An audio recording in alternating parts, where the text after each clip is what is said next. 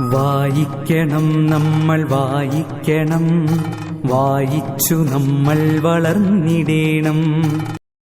വായനാ ദിനം ആഘോഷിക്കുകയാണ്. ആരുടെ പേരിലാണ് ഇത് ആഘോഷിക്കുന്നത്? കൊച്ചുമക്കൾ കേട്ടില്ല. ആരുടെ പേരിലാണ്? എന്തുകൊണ്ടാണ്? അദ്ദേഹത്തിന്റെ ജന്മദിനമാണോ അതോ മരിച്ച ദിവസമാണോ ഇന്ന് നമ്മൾ?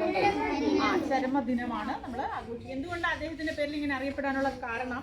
അതായത് ഓരോ ഗ്രാമങ്ങളിലും കടന്നു ചെന്ന് ഗ്രാമങ്ങളിൽ ഗ്രന്ഥശാലകൾ സ്ഥാപിക്കുകയും ഗ്രാമത്തെ ജനങ്ങളിലെ വായനാശീലം വർദ്ധിപ്പിക്കുന്നതിനും കൂടുതൽ പ്രവർത്തനത്തിൽ ഏർപ്പെട്ട അദ്ദേഹത്തിന്റെ പരമാർത്ഥമാണ് നമ്മൾ വായനാദിനം. ഈ വായനാദിനം ഇന്നുകൊണ്ട് അവസാനിക്കുന്നതാണോ? ഇല്ല, ജീവിതകാലം മുഴുവൻ നമ്മൾ വായിച്ചുകൊണ്ട്.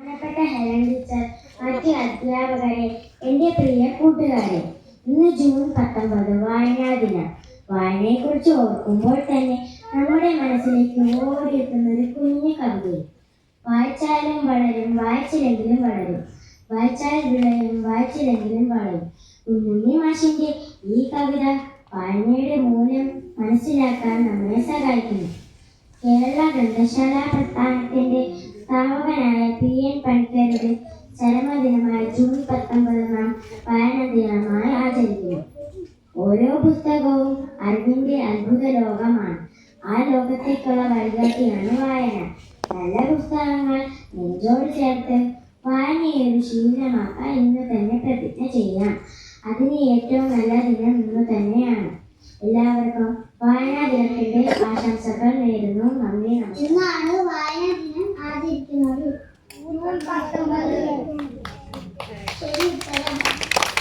അതിന്റെ ഓർമ്മിച്ചാണ് ജൂൺ 19 വായനാ ദിനം ആചരിക്കുന്നത്.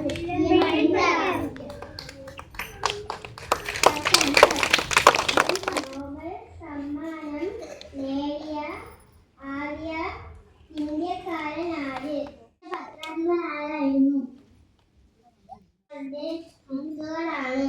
ഒരു പുസ്തകം. വായനയില്ലാത്ത ദിനം സൂര്യനില്ലാത്ത പ്രഭാതം പോലെയാണ്. അക്ഷരങ്ങൾ മനസ്സിന്റെ കണ്ണും ചുവന്ന ചുണ്ട് പഴങ്ങളും ധാന്യങ്ങളും ആണ്. പുസ്തകങ്ങളും അറിവിന്റെ അത്ഭുത ലോകമാണ്. ആ ലോകത്തേക്ക് നമ്മളെ വഴികാട്ടിയാണ് വായന.